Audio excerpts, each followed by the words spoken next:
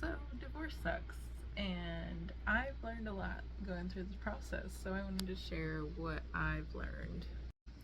Forgiveness is for you, it's not for the other person. It is for you to have peace and to have clarity and to move forward with your life. And when it comes to the other person, you don't have to continue to allow them access to hurt you, even though you forgive them. Even if they say sorry, you don't have to allow them the invitation to come into your life and do what they please and to continue the same behavior. And it's okay to set boundaries, and it's actually very healthy to set boundaries. I didn't understand that nor realize that. I felt like if you give everything, that somebody's gonna love you, and that's not true. People can love you with boundaries, and it's good to stand up for yourself, your morals, your values, what you believe in, and to be firm on them.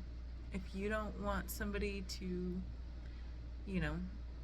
put you down, be like, hey, don't say those things about me. That's not nice. Let's use nice words and say nice things. And if you can't, then don't put my name in your mouth, It's okay to say things like that. And it's okay to be not okay with the way people treat you, and to tell them how you feel and correct that behavior. Getting married only takes one paper. You fill it out, you submit it, you get a marriage certificate, and it's exciting, right? Divorce takes like a lot. Like a lot. And I have been told that this can double or triple or get bigger. So it's in your best interest to be civil, to be cordial, and to compromise with your ex so that you can avoid lawyers, which are expensive, and you can avoid conflicts. And if you can find conflict resolutions and ways to be able to co-parent, I suggest that you do it, because it's a lot cheaper in the long run. And if you can fill out the paperwork yourself, do it. There's plenty of resources online to figure out how to do it and how to represent yourself, and you don't necessarily need a lawyer. It is time consuming, and having a lawyer can save you time, but ultimately it's putting yourself in a depleted financial situation, and that's not in the best interest of the children. So do what's best for your kids if kids are involved. If kids aren't involved, do what's best for you, your own mental health, and your own healing journey. So my ex walked out of the picture 11 months ago. That has given me a lot of time to heal. It has given me a lot of time to think. It's given me a lot of time to not think emotionally and think logically on what I want and how I want things done. So I waited to start filling out the paperwork because I did have hope that things would get better. I did beg him, I did plead, I did do the marriage counseling, I did try everything to fix my marriage. But after all that begging and pleading and crying and hoping things would get better, I came to terms that my marriage was over, my relationship was over. I mourned our relationship and I gave myself time.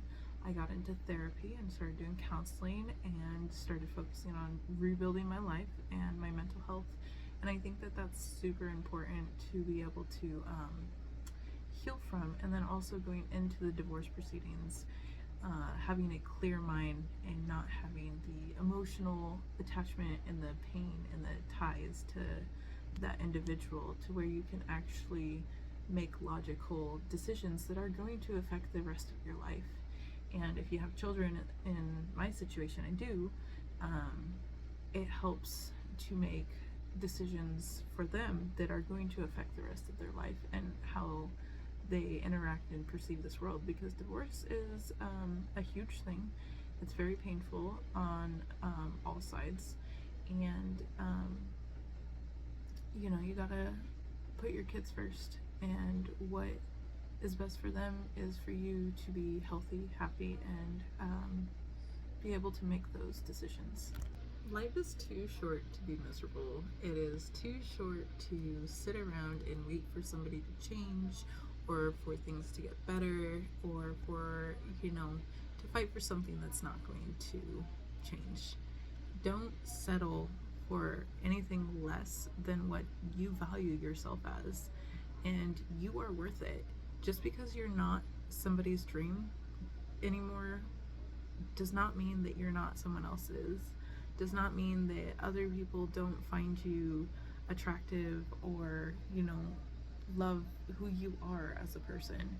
And never forget how valued you are. God made you in your mother's womb, and you are fearfully and wonderfully made.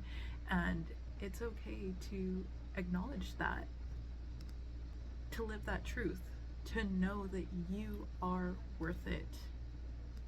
And I have made the decision that I will be loved, I will be cherished, and I will be treated right for the rest of my life. And people who don't want to treat me right and don't want to be a part of this journey, that's okay. Not everyone is forever. Well, none of us are forever. We all have an expiration date. So live your best life and enjoy every moment that you have, because time is fleeting and we do not know when our last day is or when our last breath is. So enjoy what you do have.